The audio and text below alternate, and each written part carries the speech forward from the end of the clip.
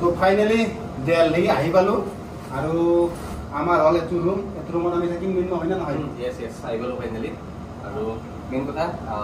আমি কি হৈছো তুমি কাৰণটো কইয়া আৰু দিল্লী আহাৰ কাৰণটো আপোনালোকে গমে পাইছে ৰাকু ভাই অপাৰেশ্যন মানে হবা যাই আছে কালি অহাকালি মানে এডমিট হ'ব তো সেইকাৰণে আহিলো আৰু ৰাকু ভাই আপোনালোকে চাই ল'ব বৰ্তমান সিচুৱেচন তাৰ কেনেকৈ আছে ৰাকু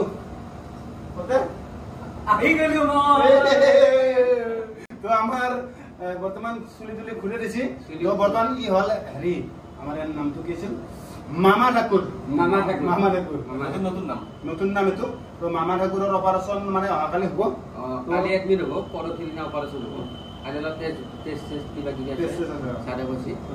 বাকি বৰ্তমান টেনচন লব লগা নাই ধুনীয়াকৈ অপাৰেশ্যনটো হৈ যাক আপোনালোকে আশীৰ্বাদ দিব আপোনালোকে তো মানে বহুত সাপোৰ্ট কৰিছে মানে আৰ্থিকভাৱে বহুখিনি সহায় কৰিছে আৰু আপোনালোকৰ সহায়ৰ কাৰণে মানে এই ট্ৰিটমেণ্টটো কৰাৰ কাৰণে সাহস পাইছো তো যি নহওক এতিয়া আপোনালোকে আশীৰ্বাদ কৰক যাতে ইয়াৰ অপাৰেশ্যনটো ভালকে হৈ যায় আৰু আগৰ দৰে সুস্থ হৈ যাতে আমাৰ লগত আহিব পাৰে ভিডিঅ' কৰিব পাৰে হয় নে নাই তো এটা বস্তু কিন্তু মানছো ৰাখুৰ সাহস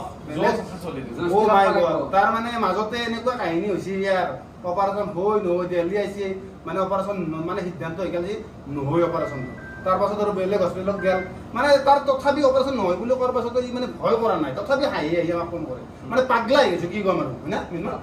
আৰু চবতকৈ ডাঙৰ মেডিচিনে হৈছে যিটো মানে সাহস তো যি নহওক এতিয়া মানে ধৰি লওক ভাল খবৰটো আহিছে মণিপাল হস্পিটেলত অপাৰেশ্যন হোৱাৰ কথা আছিল তাৰ মানে মণিপালত নহয় এতিয়া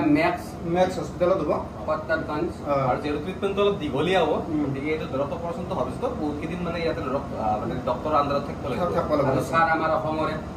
বিকাশ মুন ছাৰ তো বঢ়িয়া আপোনালোকে আশীৰ্বাদ কৰক আৰু অহাকালি মানে ইয়াক আমি এডমিট কৰিম আৰু তো আজি তাক এডমিট কৰাৰ কাৰণে আমি হস্পিটেল যাই আছোঁ আৰু এয়া ICUত মানে সোমাই দিলাক তাক তো বঢ়িয়াকৈ ঘুমাই আছে বেটাই বাপৰে বাপ আমাৰ ভিডিঅ' চাই আছে দেখছি না তো কথাটো হ'ল কি ইয়াক লিভাৰ দিব ইয়াৰ মাকে আজি হ'ল আগষ্টৰ 1 তাৰিখ আৰু সময় হৈছে ৰাতিপুৱা 8:30 আজি ফাইনেলি ৰাকুৰ অপাৰেশ্যন হ'ব তাৰ জোচ চাকচোন এতিয়া তাক অপাৰেশ্যন থিয়েটাৰত নিয়াৰ কাৰণে যজা চলি আছে আৰু অকণমান পিছতে অপাৰেশ্যন হৈ যাব মিনিমাম 8-10 ঘণ্টা সময় লাগিব এই অপাৰেশ্যনটো কমপ্লিট হওঁতে সকলোৱে আশীৰ্বাদ কৰক যাতে অপাৰেশ্যনটো সুন্দৰভাৱে হৈ যায় ভালে ভালে হৈ যায় আৰু গধূলি 6টা বজাত আমি ৰিজাল্ট পাই যাম জয় শ্ৰীৰাম